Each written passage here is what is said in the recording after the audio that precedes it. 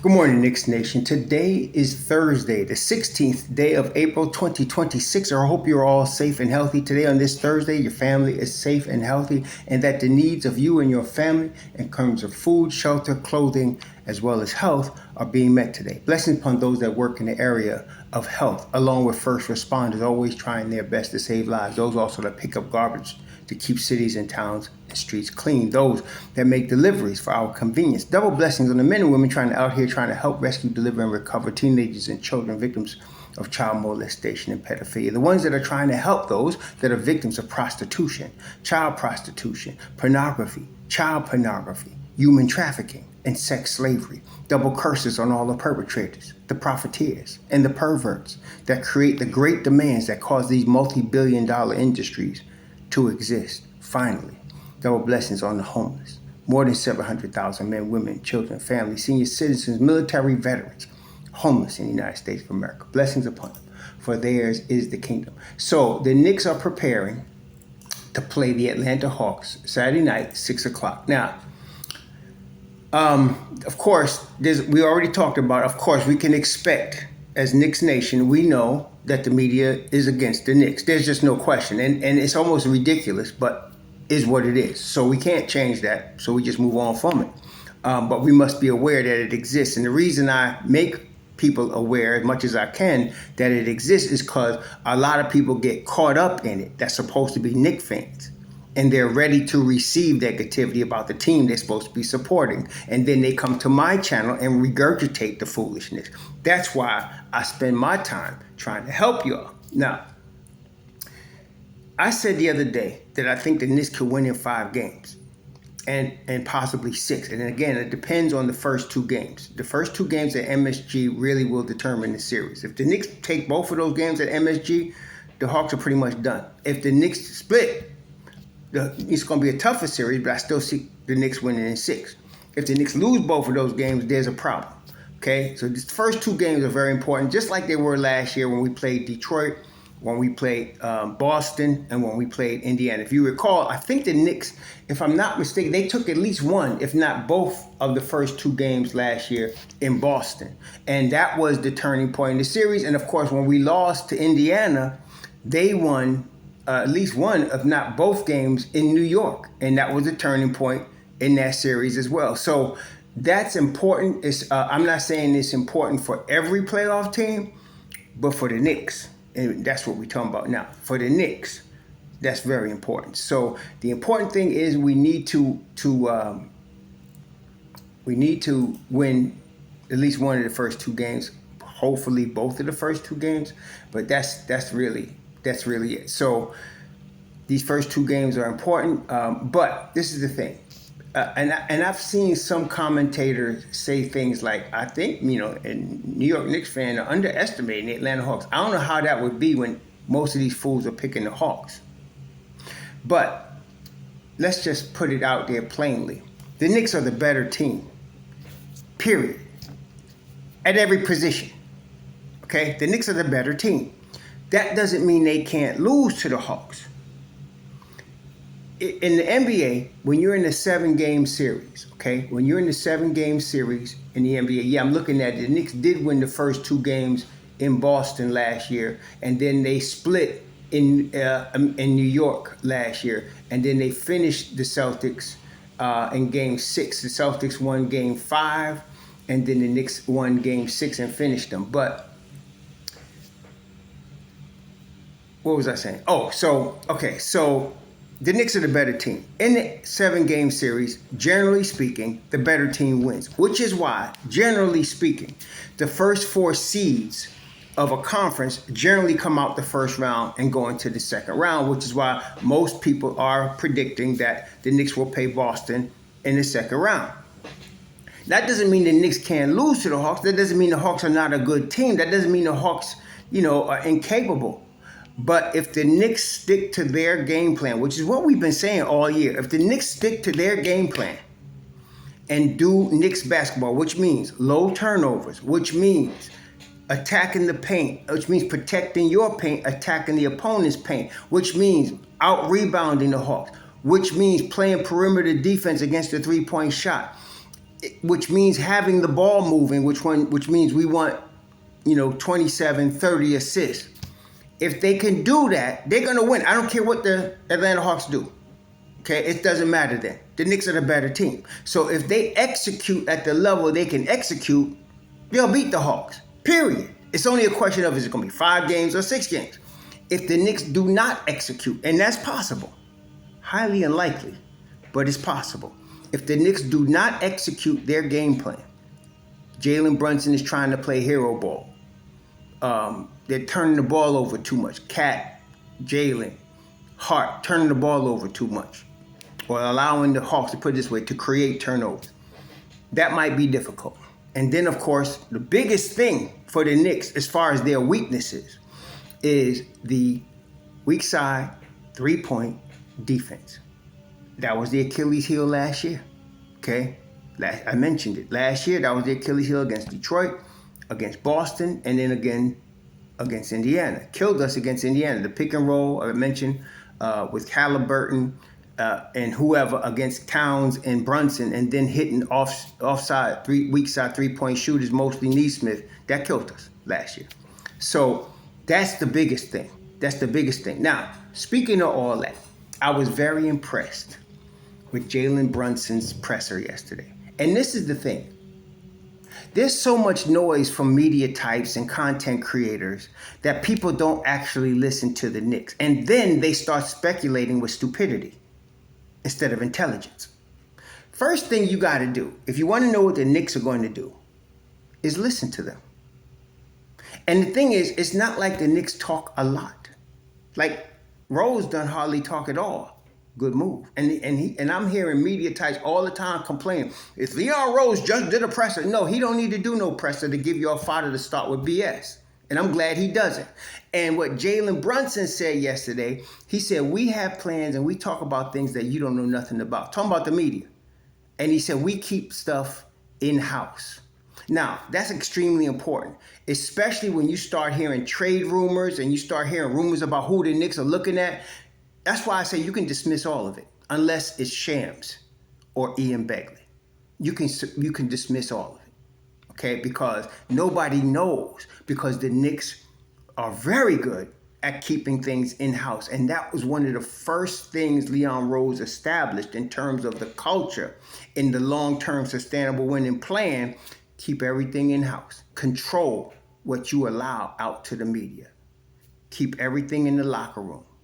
Don't let anybody inside your space so that they can start putting speculative rumors about individual players or the team out there. So anytime, as I mentioned many times before, I mentioned it again, anytime you hear a rumor from somebody that's not Shams and not Begley about the Knicks, I'm going to tell you 90% of the time, it's wrong. 10% it might be right. But that's very rare, very rare. 90% of the time is wrong. And so my policy is, if it ain't Shams and it ain't Begley, it ain't true. And that's why, people come on my channel with some of these false rumors from writers and from content creators that have shown you already that they nothing but clickbait. They have already shown you that.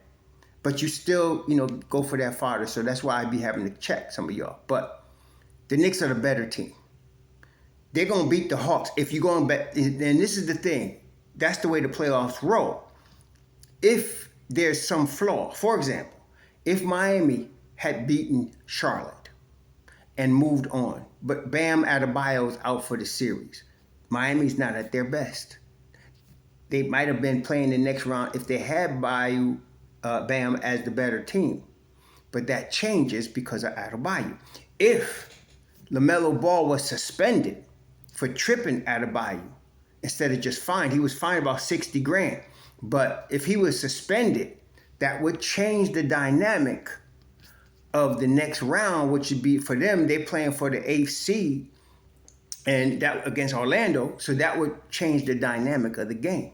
But if both teams are at full strength, and this is why the Knicks have been very careful this year to really make sure their players are going to be at full strength for the playoff, particularly Mitchell Robinson, Deuce McBride, Landry Shamet. They were very careful with these cats to make sure they were ready come playoff time.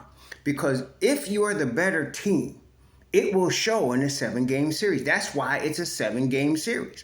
If there's any chink in the armor, no Mitchell Robinson, no OG, that might change the dynamic of a series. Okay, that might change the dynamic. And every year under Tibbs, there was some dynamic like that. A Jalen Brunson ankle, a Mitchell Robinson just coming back from being out most of the season, an OG Anunoby elbow. There was always something. This is the first year in the Leon Rose era that the Knicks are coming into the playoffs with their full contingent. Okay, and it's a series contingent, having won 53 games. So I don't want to discount the Hawks or disrespect the Atlanta Hawks. They made the playoffs. They are the 6th seed. You got to be good to do that in the NBA. You got to be a good team. But again, let's be real. The Knicks are the better team. The Knicks is just plain simple. The Knicks are the better team. And so if the Knicks, as the better team, execute their game plan with their full contingent against the Atlanta Hawks, they're going to win the series, period. Now, how much better are they than Atlanta? Well, that's yet to be determined. In my view, if they win these first 2 games in New York, they're 4 games to 1 better. Okay? That's what I'm saying. So we're going to find out, though. Okay? Some people are predicting a sweep. Now, I'm not predicting no sweep. I mean, I do believe the Knicks are the better team. I said that clearly. But this is the league.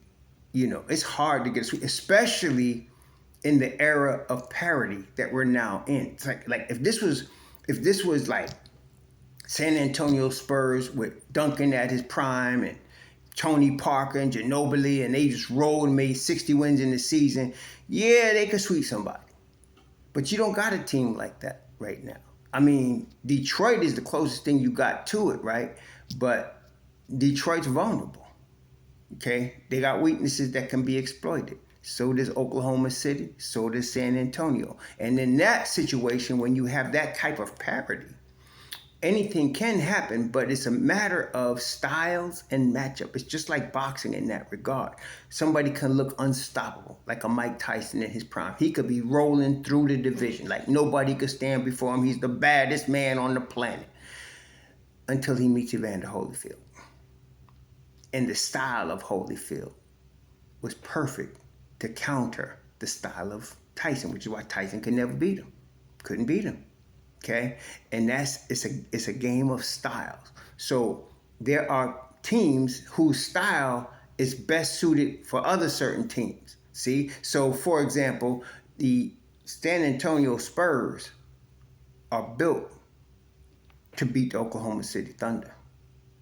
That's San Antonio's roster and style of play is the perfect counter to Oklahoma City. Okay, so I can tell you right now, with both teams being healthy, assuming you're going to have a Victor Wembanyama, and assuming you're going to have a Shai Gilgeous-Alexander and all, they ain't no sweep going on there. Okay? But San Antonio could win that series because of their style. Okay? In the East, it's a bit more difficult, but I'm going to say something that's going to rile some Boston fans. Boston ran through the East last year until they met the Knicks. They even was running through the Knicks during the regular season until they met the Knicks in the playoffs. And the Knicks beat them twice in Boston. Okay? And then won the series in 6 games. And they were on their way to winning the series when when Tatum got hurt. It wasn't like the absence of Tatum cost them the series. They were going to lose. Okay? Because in the playoffs, the style of the Knicks made them the better team. Okay, so that doesn't change this year. The Knicks are still, in terms of their style versus Boston's style, I still like the Knicks. Now, Detroit's going to be a little bit more difficult because of Detroit's physicality. Okay, and Detroit is adept at doing 2 things that are very strong, especially playoff basketball: protecting their paint. Very physical, protecting their paint and getting in yours. Not just that Cade Cunningham, who is a monster, he gets in the paint. But then, of course, the rookie point guard that came in for him, and then everybody else. And then they got, on top of that, they got cats that could get in the paint, and then you add a Duncan Robinson, a sharpshooter who took the place of Malik Beasley. That's why they dangerous, man. So they play heavy defense, physical, and they got that three-point shooting. That's why they roll through the East. Now, they might present a problem for us, and they did last year, but the problem that Detroit had last year, which is going to be the same problem they got this year, is we got Jalen Brunson, and they don't.